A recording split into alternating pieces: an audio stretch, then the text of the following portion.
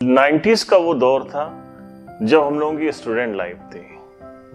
उस दौर में इश्क और मोहब्बत का कुछ अलग ही अंदाज हुआ करता था। कहते हैं कि अपनी महबूबा का नाम पता करने में ही कई महीने गुजर जाते थे और प्यार का पहला खत पहुंचने में तो सालों लग जाया करते थे। और तब तक वो जब आप उसके करीब पहुंचते थे तो वो हिज्र का वक्त आ जाता था। उस दौर में मोहब्बत का एक मसीहा था जो लोगों को दर्द की दवा देता था, जिसका नाम हर चाहने वाले की जुबान पे उसका नाम था। रात के अंधेरे में जब लोग तारों को देखकर किसी के ख्याल में गुम होते थे तो उसकी आवाज, उसकी गजलें अपने आप आपके दिलो दिमाग में तैरने लगती थी। जी हाँ, बचपन में तो घर वालों ने उसका नाम जीत रखा था, लेकिन जब उसने पूरे जग को जीत लिया तो वो जगजीत सिंह कहलाया। आज जगजीत सिंह साहब का जन्मदिन है।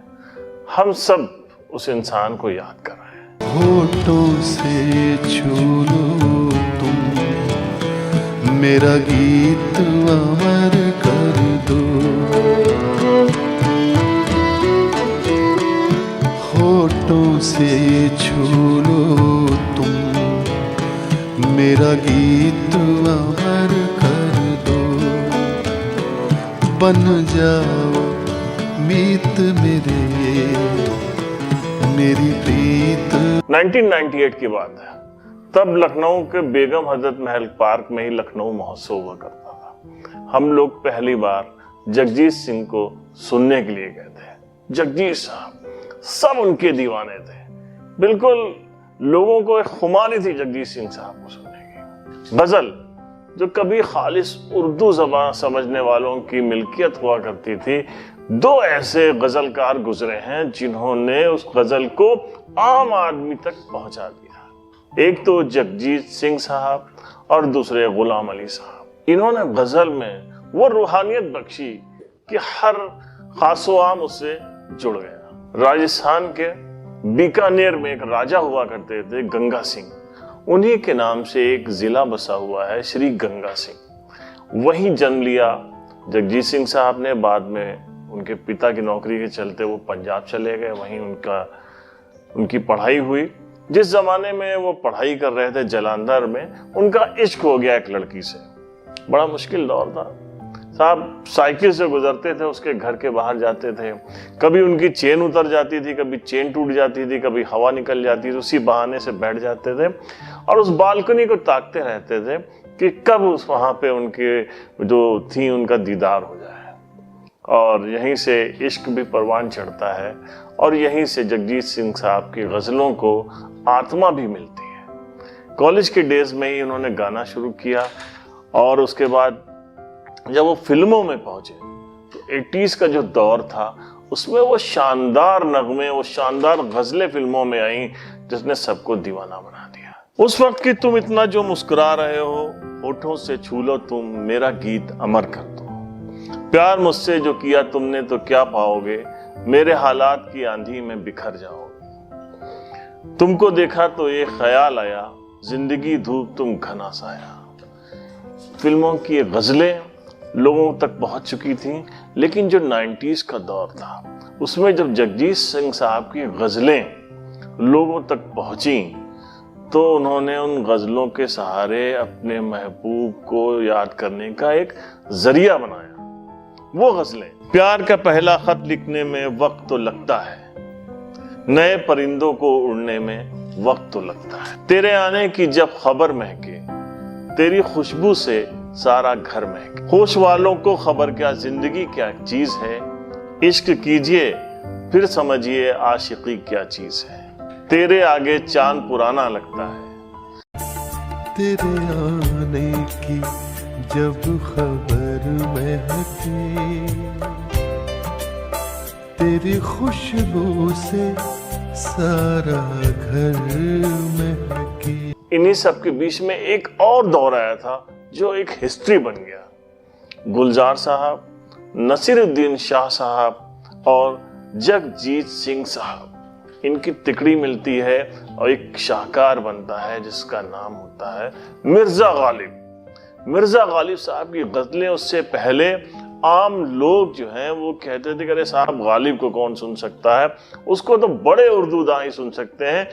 लेकिन उनकी गजलों को जगजीत सिंह की रूमानी आवाज में जब पेश किया गुलजार साहब ने तो हर खासो आम कह उठा वाह वाह वाह।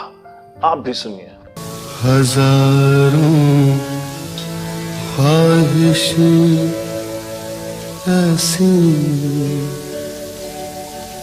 कि हर ख्वाहिश पे दम निकले,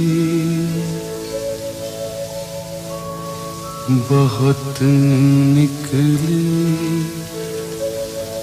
मेरे अरमान, लेकिन फिर भी कम निकले,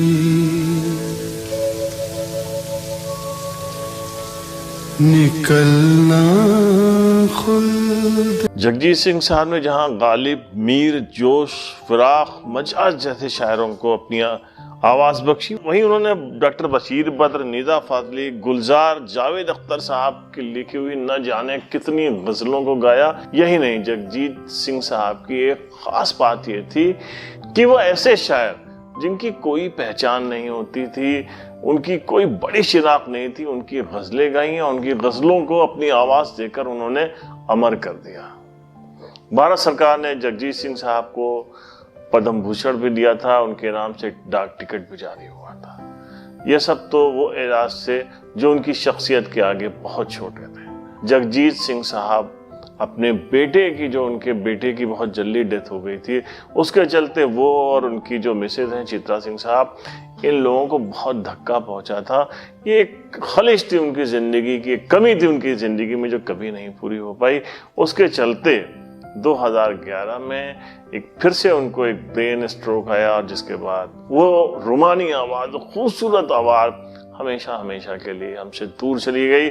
लेकिन वो हमारे दिलों में हमेशा हमेशा के लिए जिंदा रहेंगे। हर संगीत चाहने वालों के दिलों में जगजीत सिंह साहब हमेशा हमेशा जिंदा रहेंगे। चिट्ठी न कोई संदेश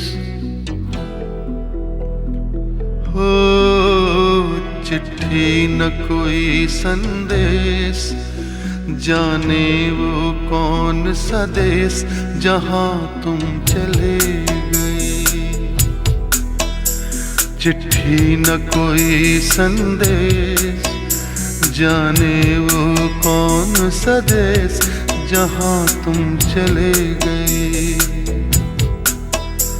चिट्ठी न कोई संदेश, जाने वो कौन सा देश जहां तुम चले गए, जहां तुम चले गए।